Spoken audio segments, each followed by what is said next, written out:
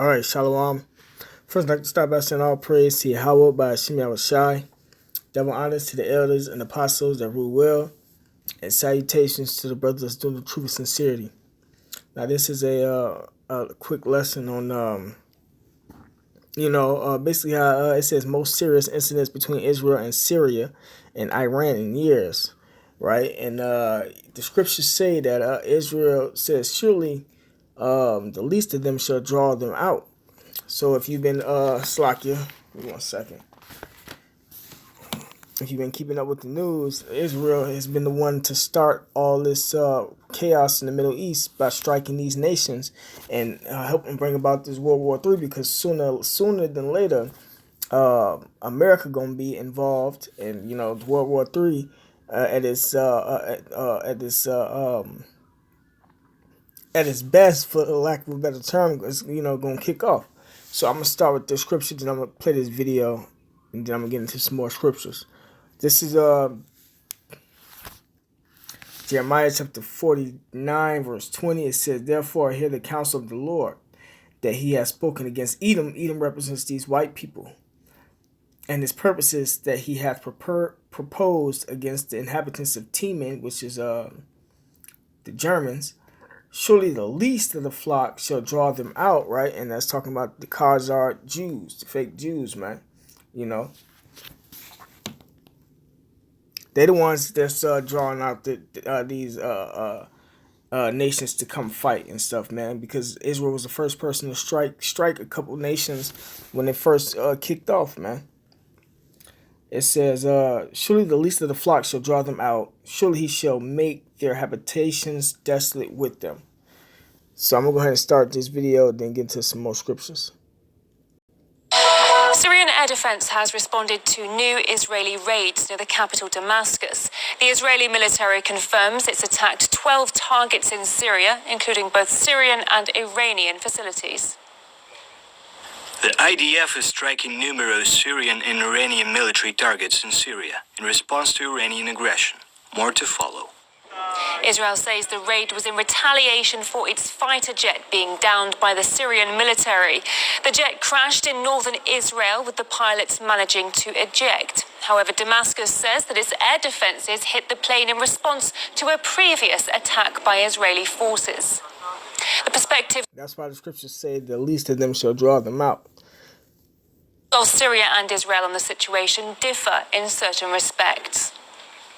This morning, the Syrian Army Command issued a statement confirming that Syrian aerial defenses intercepted Israeli fighter jets that were carrying out an airstrike on a location in central parts of the country. And then later on, Sana news agency, the state news agency, said that Israel carried out subsequent airstrikes on locations west and south of the Syrian capital, Damascus, and also said that aerial defenses from the Syrian army have been intercepting these attacks. According to my sources, by 9:30 local timing, all airstrikes stopped. We can also confirm that the sites that were targeted in the earlier attack that took place on dawn today is the T4 air base in central Syria, in the deserts of central Syria near Palmyra. My military sources are saying that there has been no casualties, only 3 wounded soldiers in this dawn's attack, but there is no official confirmation so far. And the positions that were hit today in the subsequent attacks are in the Mas area west of Damascus and in Kiswe area south of Damascus. Kiswe has been hit before by Israeli airstrikes earlier this year, and back then Israel said that it hit what it believed to be a gathering of Iranian advisors in the command building of the Syrian Army's 1st Armored Division. Well, it's a play in 3 acts. It all started with an Iranian drone, a remotely piloted vehicle, which entered Israel proper. We don't know yet whether for surveillance or attack, and it was shot down by an Israeli armed Apache helicopter. Now, following that particular incident, the Israeli Air Force has retaliated against the launcher of this particular drone hitting the command and control vehicle and perhaps the launcher itself. And during this attack, one of the Israeli F-16s was either hit by Syrian ground defenses, or the pilots got the impression that they are about to be hit and bailed out. So Israel has lost one F-16, and following that, Israel has again retaliated, hitting the 12 targets, several of them being Iranian and several Syrian. This is the most... Right, so it's going down over there in the Middle East, man. That's the spirit of Yahweh Shema Shai. Stirring that pot, man, so to speak, you know, getting that battle hot, you know. But that's the time we living in. This is Ecclesiastes chapter 3.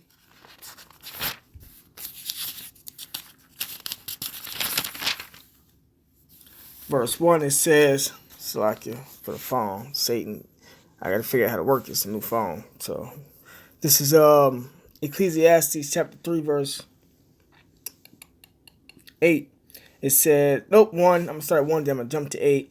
To everything there is a season and a time to every purpose under heaven.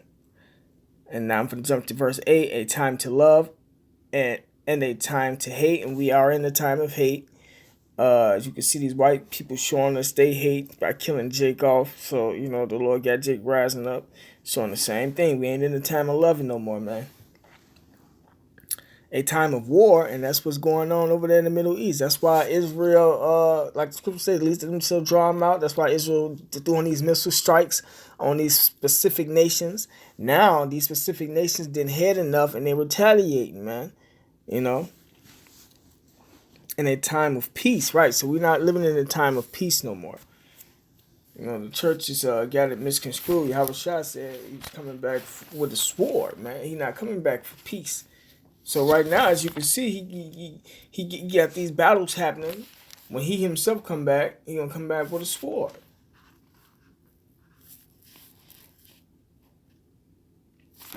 But let me get another scripture because they think that the Lord is soft, man. These pastors got the church members thinking that Yahweh Shema Shai is soft.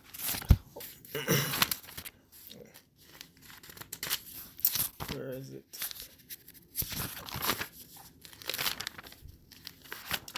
This is Exodus chapter 15.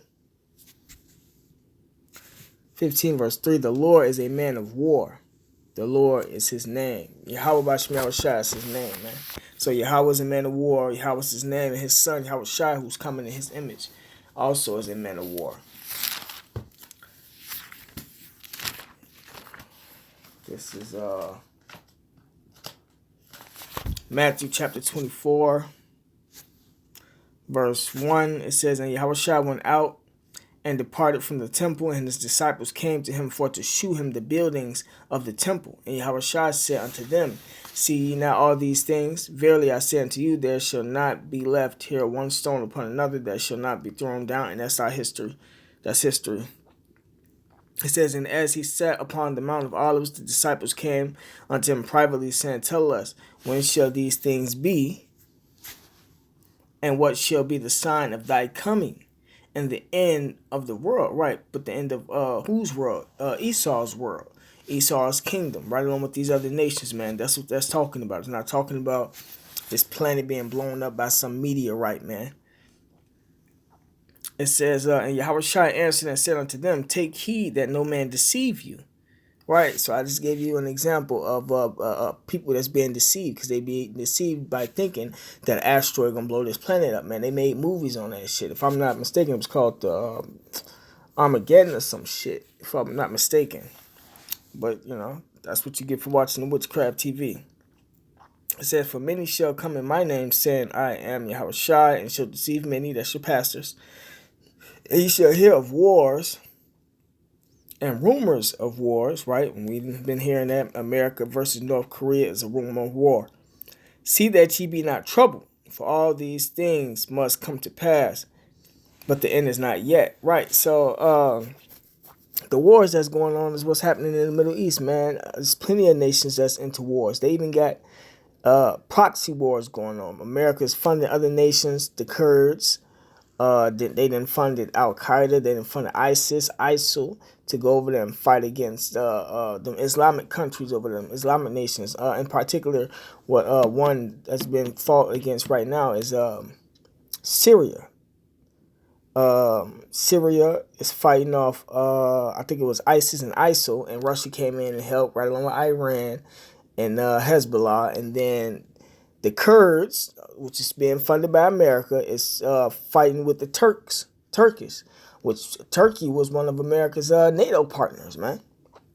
So, you know, the Lord got all types of shit cracking over there in the Middle East, man. It says, verse 7, for nation shall rise against nation, right? And that's race wars, and kingdom against kingdom, right? Because soon to come is going to be America versus Russia. That's going to be the ultimate kickoff, ultimate kick for the Third World War, the ultimate peace for the Third World War. It says, and there shall be famines and pestilence. Pestilence means diseases, and earthquakes in diverse places. All these are the beginning of sorrows. Right, so what you see happening right now is the beginning of sorrows, man. But I'm finna go ahead and finish playing this video. Most serious incident between Israel and Syria, and definitely between Israel and Iran in many years. Perhaps in 10 or 15 years, we have not seen the like of it. So let's cross live to... That's how you know this is prophecy. There's wars, rumors of wars, man. We are in the time of war. And then it's between, Iran involved, so pretty soon America gonna have to be involved, but that's when Russia gonna step it up a notch. So, that's what it says up in the Ezekiel. Let me see.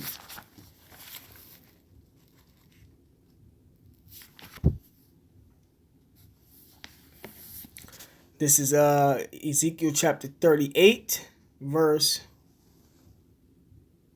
1. And the word of the Lord Yahweh came unto me, saying, Son of man,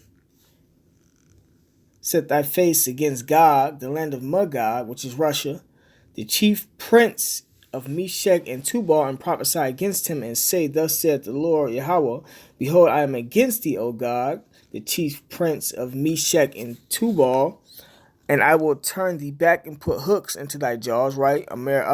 Russia's being turned back into that communist mind state. They even hooking up with former USSR members. It says, and I will bring thee forth in all thine army, horses and horsemen, all of them clothed with all sorts of armor, even a great company with bucklers and shields, all of them handling swords. Persia, which is Iran, Ethiopia, and Libya, right? So we see that's going on now with them. Right now, it's Syria, Slovakia.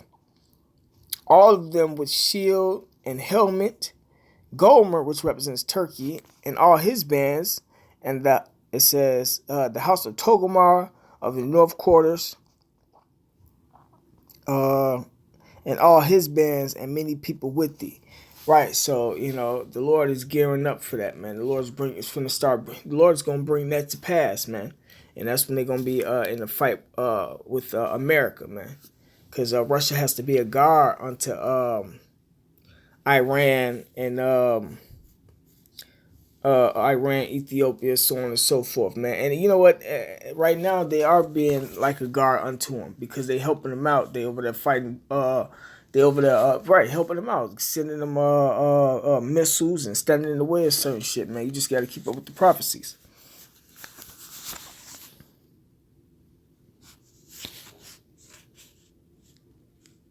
To Jerusalem now to discuss this with Max Blumenthal, author and senior editor at therealnews.com. Mr. Blumenthal, welcome to the program. It's good to see you.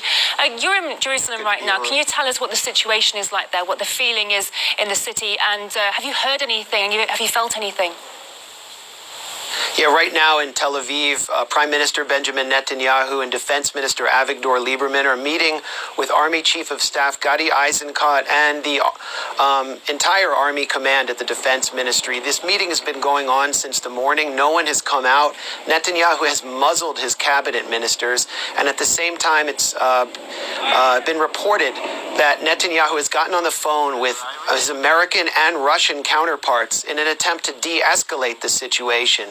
Netanyahu seems to have every intention of not escalating, which is very significant for a number of reasons.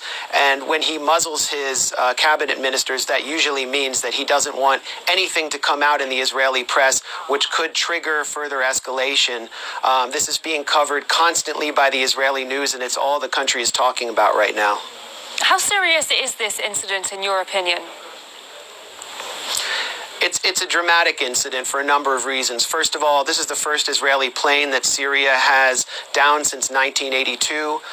Second of all, Israel is unable to escalate for a number of reasons. Benjamin Netanyahu was in the opposition when the Israeli government attacked southern Lebanon and lost to Hezbollah in 2006, and he fears another escalation in which Hezbollah is substantially stronger after the experience it's gained on the Syrian battlefield, and the Syrian army has gained advanced Russian air defenses, the S-200, for example, which appears to have downed this F-16.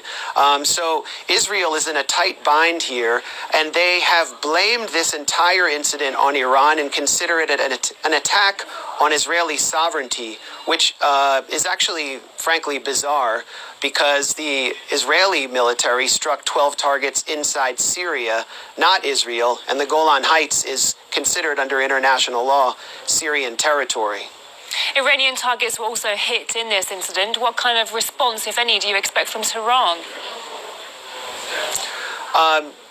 It's unclear to me if Iran is really calling the shots here. I mean, this appears to be the Syrian government, after losing something like 100 soldiers, either from its own regulars or a allied militia, to American airstrikes, has decided that it's had enough with these infringements on its sovereignty and that it will strike back. It appears to be striking back with advanced Russian anti-aircraft missiles. And another significant instance here, or angle here, is that Israel has had to be very precise in responding to what it calls an Iranian drone, because Russian military assets are honeycombed across Syrian air bases, the very air bases Israel attacks, and Israel's afraid to strike any Russian targets. So again, this is a difficult moment for Benjamin Netanyahu, and we also have to keep in mind the domestic circumstances. Netanyahu is facing police recommendations for his own indictment for corruption charges. There are going to be massive protests against Netanyahu tonight in Tel Aviv, and many of those protesters are insisting, somewhat conspiratorially, that Netanyahu is seeking an escalation to distract from his own corruption problems and domestic plight. We're already seeing an escalating situation in the north of Syria. How high do you think is the risk of further escalation in southern Syria? I mean, do you expect further attacks to happen? I mean, we saw last year a lot of action in southern Syria around Kalamun. There was pretty strong evidence that Syrian rebel insurgents connected to Al-Qaeda were actually coordinating attacks with Israel, where they would fire a mortar into the Golan Heights or into Israeli territory to give Israel the pretext to attack the Syrian army. But I think we're going to have to reevaluate our entire analysis of what happens along the Syrian and Israeli border, because the fact that Syria has demonstrated deterrent capacity against Israeli jets today and its willingness to take them down, and because of the fact that Netanyahu is demonstrating his lack of interest in escalating. Well, it don't matter if the Israeli president trying to not escalate anything. It's going to be an escalation because it's prophecy. But that's the end of the lesson. All praise to Yahweh Shema Shai. Double honors to the elders and apostles to rule well. And salutations to the brothers that's doing the truth and sincerity. Shalom.